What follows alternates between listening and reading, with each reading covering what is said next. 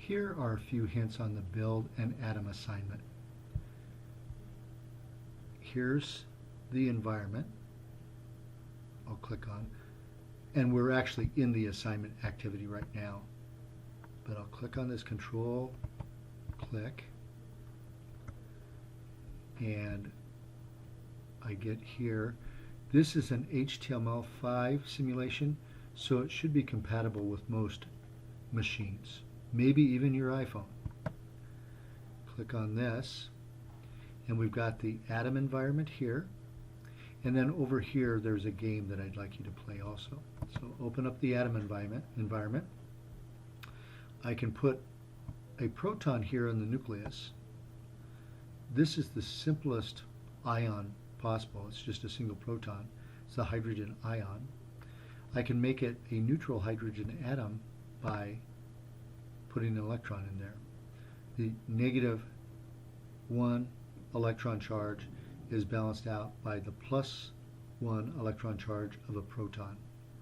The proton and electron have the same magnitude of charge, but the proton is a positive charge and the electron is a negative charge. Okay, I can make this an isotope of hydrogen by putting in a neutron. This is the deuterium isotope. It's still hydrogen though, because it has one proton in the nucleus. And I can check to see if this is a stable isotope. Notice there's a little button here for stable, unstable. So that's stable. Tritium is also an isotope of hydrogen, but it's unstable. Three nucleons, a proton, 2 neutrons. This would also be called hydrogen 3. Tritium is unstable. But if I add an extra nucleon, now I put a proton in there, I've got helium and it's stable. But it's a helium +1 ion, so I'll balance out the electric charge to make it a neutral atom.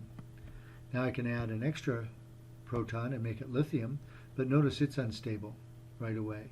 And so I can make that a stable nucleus by adding an extra neutron there. So this gives you an idea of what you can do. We can change the charge here. Right now it has 3 charges and 3 positive charges, 3 protons and 2 electrons. Okay. So I can just change the charge quite easily by putting one of these in here. Oh, look, it wouldn't go into this inner orbital.